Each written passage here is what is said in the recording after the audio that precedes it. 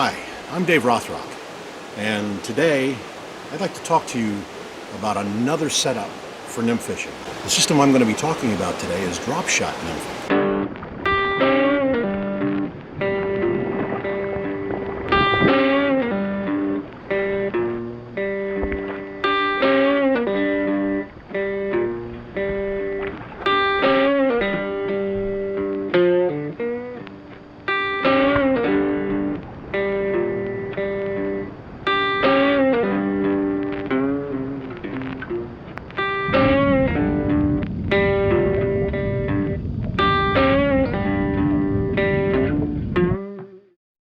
First of all, before we go into this, I'd like to thank my friend John Kolb for videoing this session, and who knows, we may see some more coming into the future.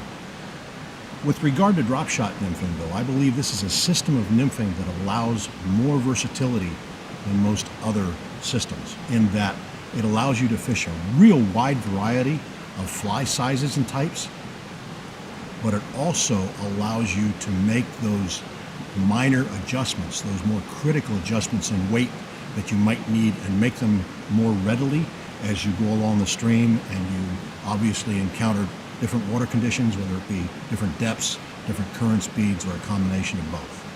And that being the case, when we talk about drop shot nymphing, we're talking about a setup that actually has you place your weight on a section of leader that is below your bottom fly. Now, I'll be honest with you, I fish very few beadhead flies, which means my weight is not incorporated into those fly patterns that I'm using. That being the case, yes, I'm attaching weight into my system otherwise. Now, in the past, what I'd done was place that weight about 6 to 8 inches above my bottom fly to start with. And the difficulty with that, I've learned over the years, is that what you're going to have is you're going to have anything lighter in weight when you're having that leader and those flies drifting.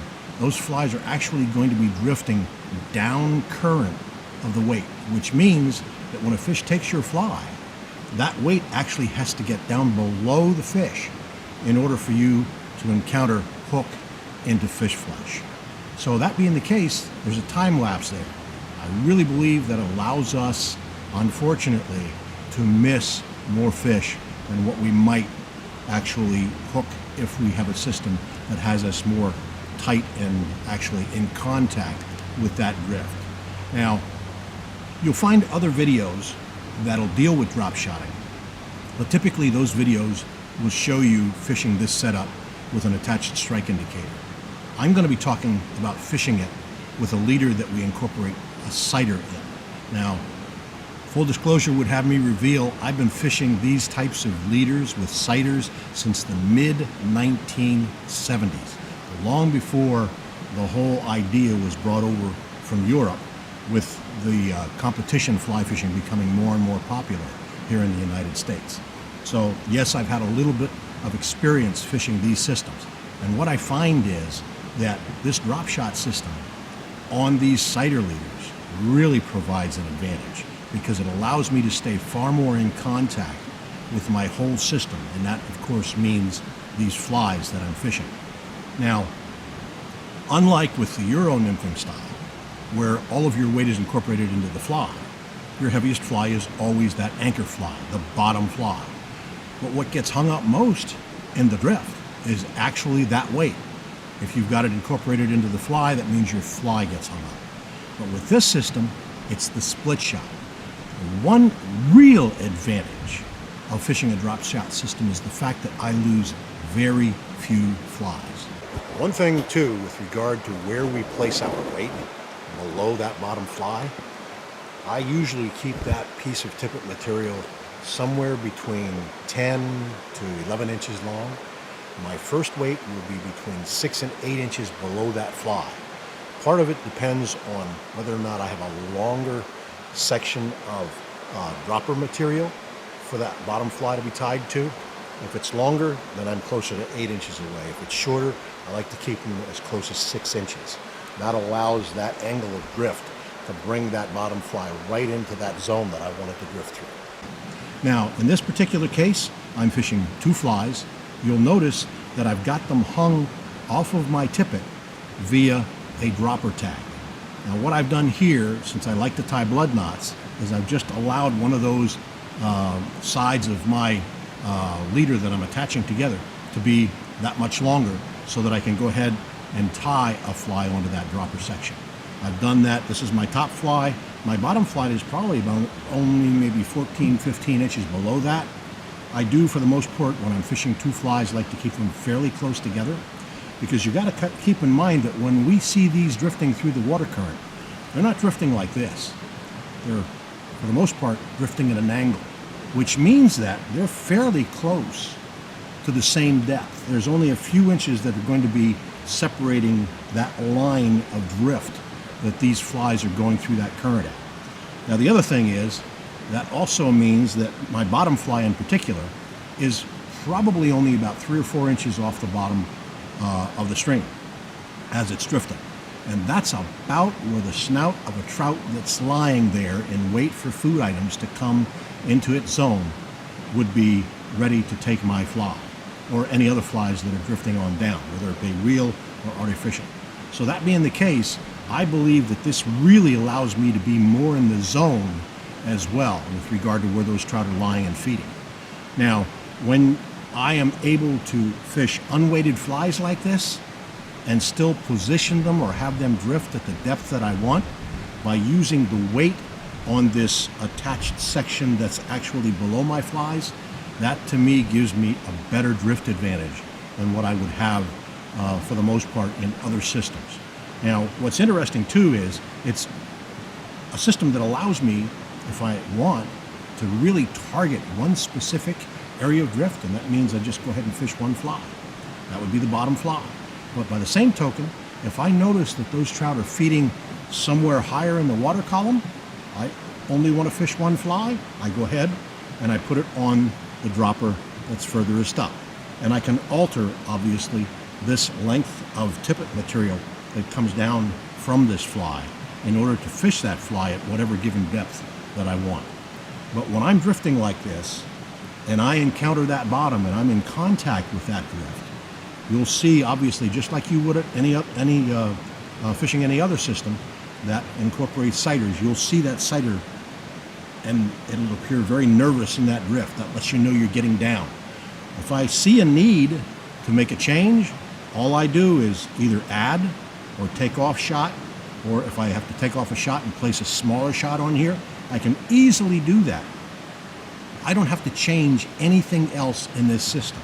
Now, some folks like to fish nymphs that are actually in line.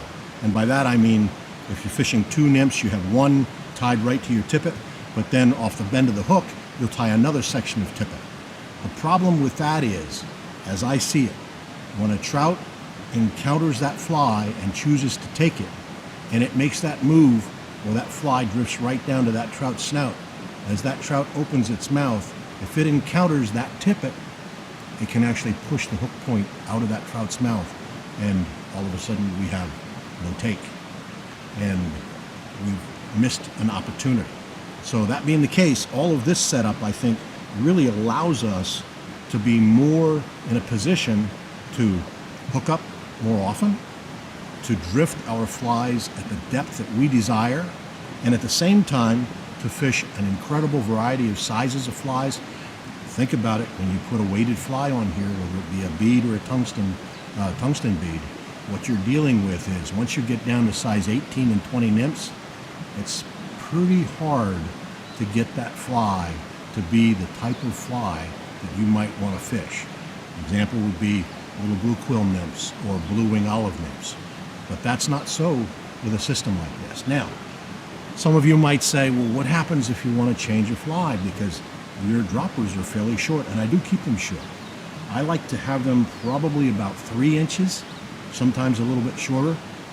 That means I may be able to tie the initial fly on and possibly get one more fly tied before that section of dropper tag is too short. All I have to do is take another piece of material that I want to use for a dropper. I tie a clinch in my hand, run that tag end through the loop at the clinch, pinch it open, that loop that's at the bottom of that clinch, slide my tippet through that, get to the knot where I want it to be positioned, pull that clinch tight, slide it down onto the top of that knot, and I'm ready to fish.